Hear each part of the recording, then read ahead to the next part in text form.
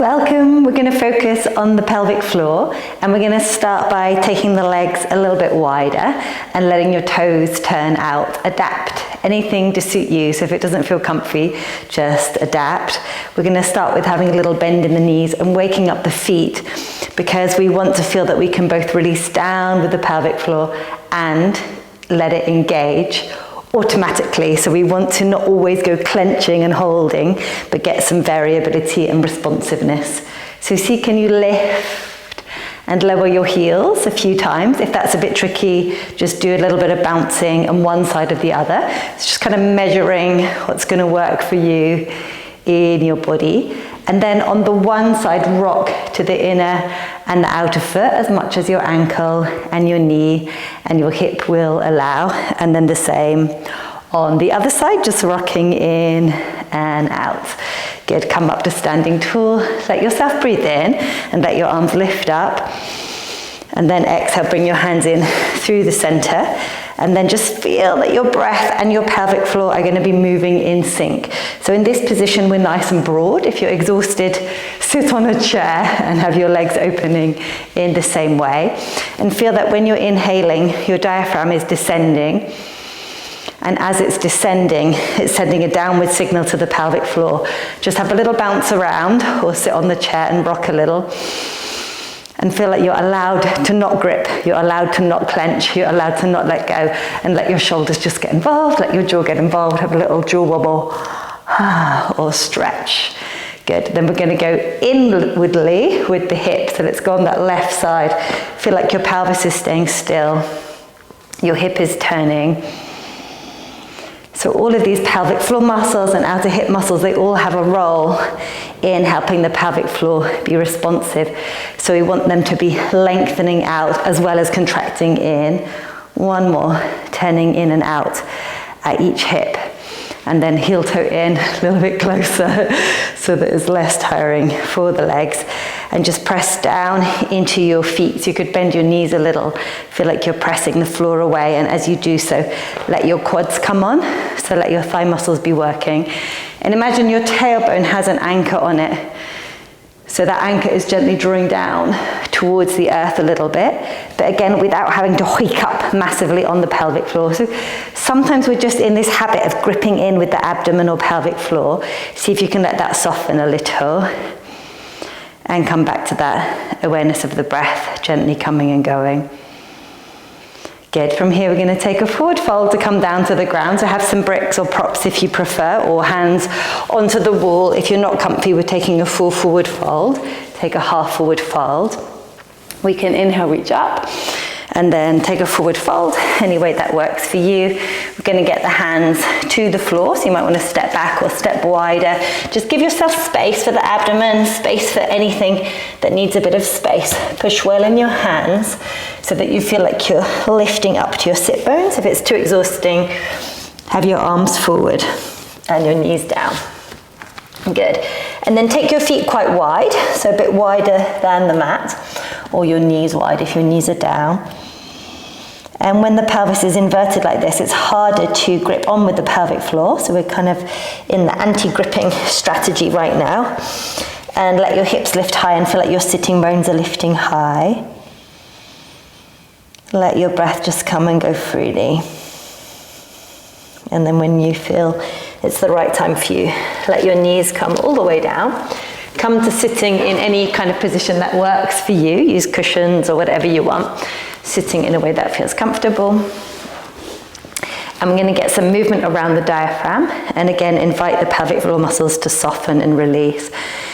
If we always are gripping, the pelvic floor muscles can't be responsive. So when we're moving and going around about our daily life, they're not practiced in being responsive in an everyday functional way. So we're going to soften a little.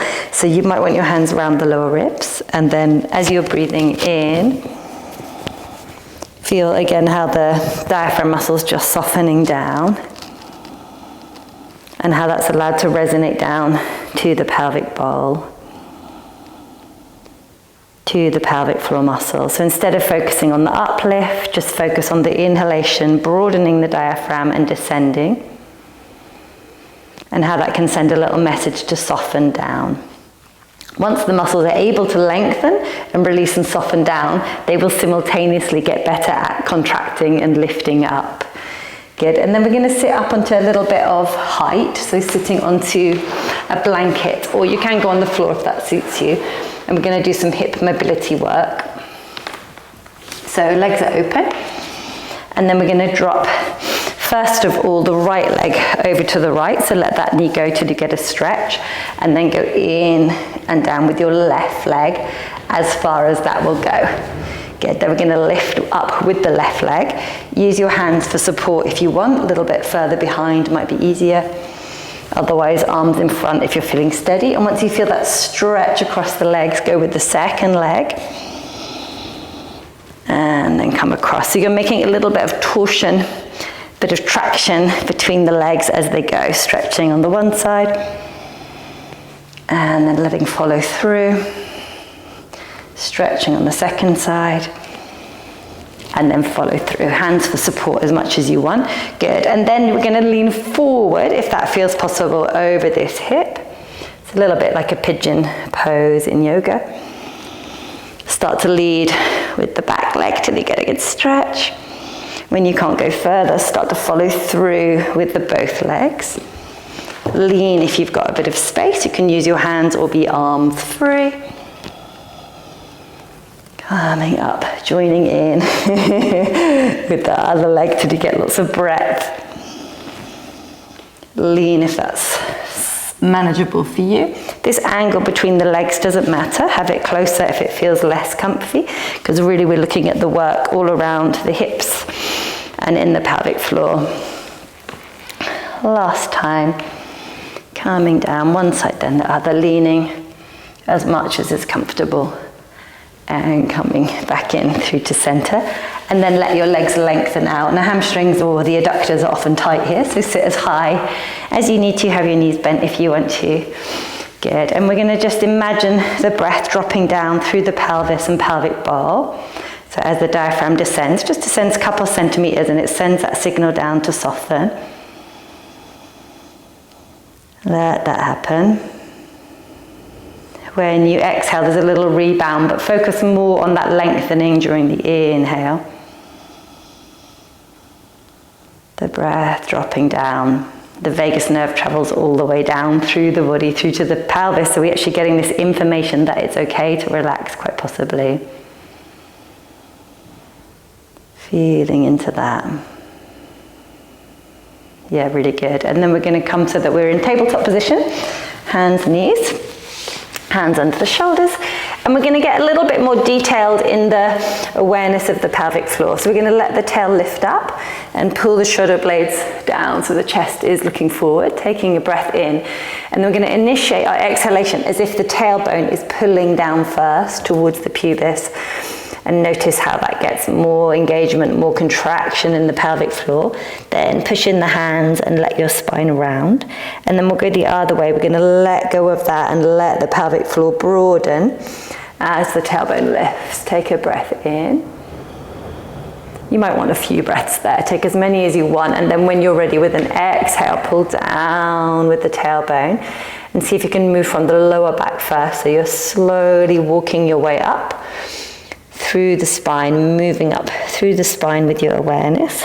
Once you get to this position, push down in the hands and have your tailbone pulling down. And then let yourself move again from the tailbone. So you're going to move out from the tail through the mid-back and pull the chest forward. Yeah, lovely. Just last time, pulling down with the tailbone, so you can notice how it's almost that the pelvic floor is initiating that movement of the spine. But you don't need to actively contract because the body knows how to do that. So the body has its natural responsiveness. Good, come back through to center. And then we're going to waggle our tail. So let your hips move to the right side and move your chest to the right side. So when the hips move, again, you can feel how the pelvic floor responds. And then when you move the chest, you can feel how all the core along the abdomen responds. Good, come through center, waggle your tail to the left. Notice the response as you look around and come back through to the center. Yeah, amazing. And then we're going to rock our way back through into squat position. So some of you might need to adapt this a little bit. You could come from standing if you prefer and do some little half squats, hands on the wall. Otherwise, we're going to push back. Let the knees lift if that works for you, and reach back towards your heels. Good. It all depends how bendy you are, so have your hands higher if you need to, and then rock forward and lift back through to table. Good. It might feel more manageable to do one side at a time, rocking, stepping back, rocking, stepping back. Otherwise, one more rocking back and forward. Fantastic. Now we're going to do a lateral lunge with some rocking. Again, you could do this a little bit higher, hands on the wall. Otherwise, from kneeling on one side, rock. And let this foot change position, so you're feeling all along the leg and into different areas of the hip and pelvic floor. Let it be quite playful, so let your breath still move low in the body, low and wide across the pelvic floor. You might circle or just rock sideways. Come back through to center. We'll go one more onto the other side. We're doing it a little bit speedy today. You can take your time with any of these. Just want to squeeze a few different techniques in, which are really good for building up both awareness of the pelvic floor and that length and ease, and then also noticing how we can automatically, how it instinctively stabilizes. Yeah, fantastic. Come back through to your kneeling position. And then we're going to look at an internal rotation of the hip. So we could do this from kneeling up near the wall or kneeling up in the room. I'll show at the wall. So kneeling, you're going to lift up this one knee and then turn your ankle and your foot up and out to bring the leg into flexion, the hip into flexion, tailbone long, and then kick the ankle out and back to return the leg. Good. Second side lift, ankle, knee lift. Lift as high as you can to trace around. Lift into flexion, ankle, knee high as you can. When you come back to neutral, have the pelvis with the tailbone anchored down. Good. If you prefer to do that from tabletop or from kneeling in the room, same kind of action. Turning out, reach around, lift with the ankle and knee. To come back, try to keep the abdomen fairly steady. Lift up, ankle, knee, kick out, hover forward. That's the challenging bit. Kick up and back. Come back in, keeping some stability around here. So once you've got the hang of this action, adding in a balance challenge if you want to, or using the wall, it's a useful action to put in because this internal rotation we don't have so much usually in yoga movement. So it's going to get those internal rotators of the hip going well. So your gluteus minimus and medius are two of those internal rotators. So those are great for stabilizing. Back through for puppy or down dog. Knees a little wide, let the pelvic floor broaden and soften. Feel that the breath is allowed to resonate all the way through to pelvic floor. Heels could be wider than the mat. Good. Walk your hands towards your feet. Take a forward fold. This can look very different in different bodies, so just whatever that looks like for you. Gently roll up, so let your knees bend and roll up along the spine. Through to standing.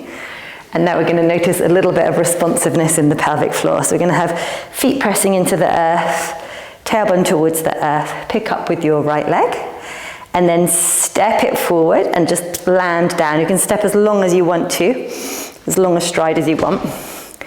Good. Bend the back knee, go to this neutral pelvis, so not tailbone out and not squeezed under. Good. And then let your arms lift. Lengthen through that back leg if that works in your body, and then explore a little side reach. Again, use the wall for support if you're feeling wobbly, or hold a chair.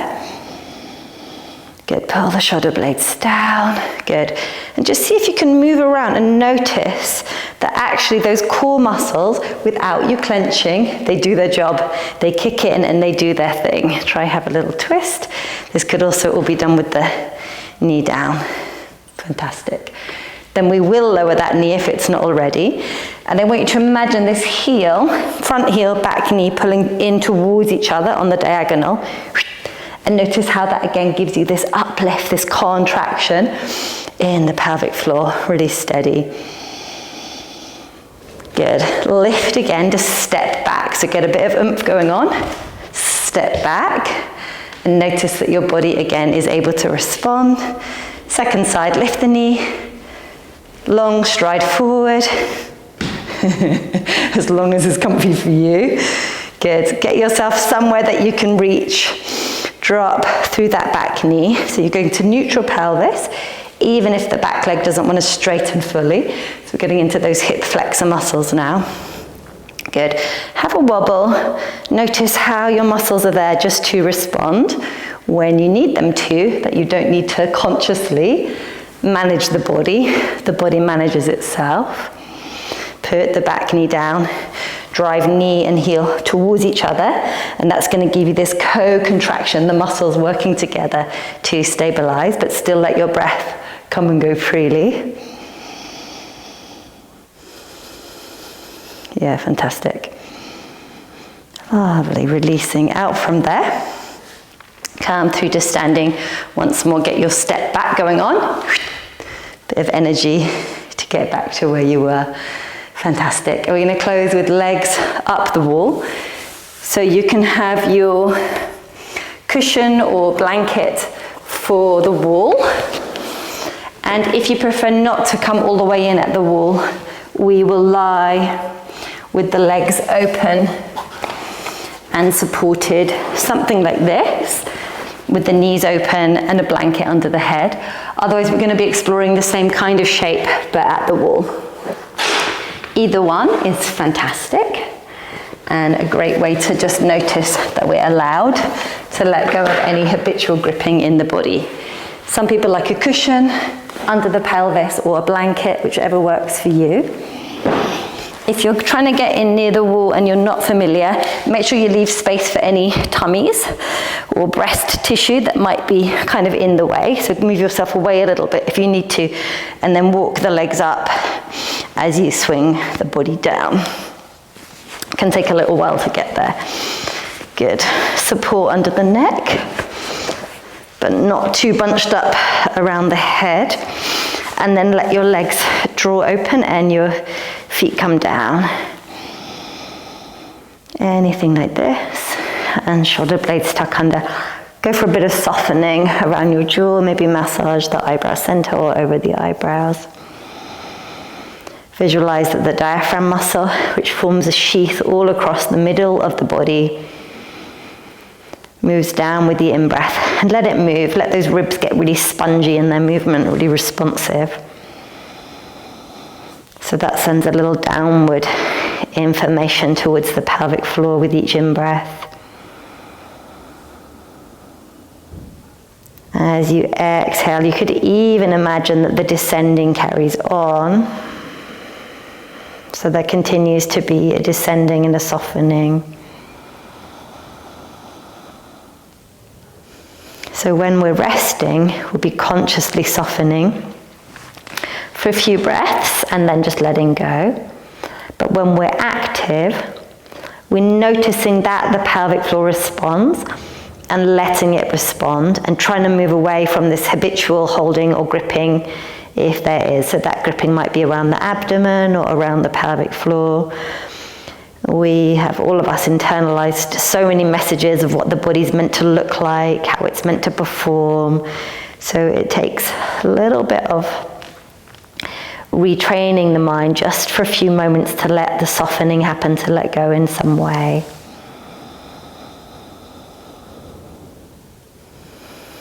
Letting there be some quality of acceptance in the body just for a moment so that we can let ourselves work with the breath and work with this softening.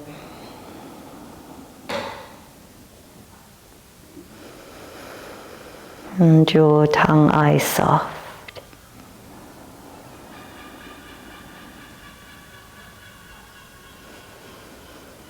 Good, take your time. You might then want to reach up through your legs, get the muscles working again. You may want some longer time here. And when you feel ready, you're going to roll to your side gently. And let your eyes softly open. And come up from there. So I hope some of those techniques are useful, and let me know how you get on.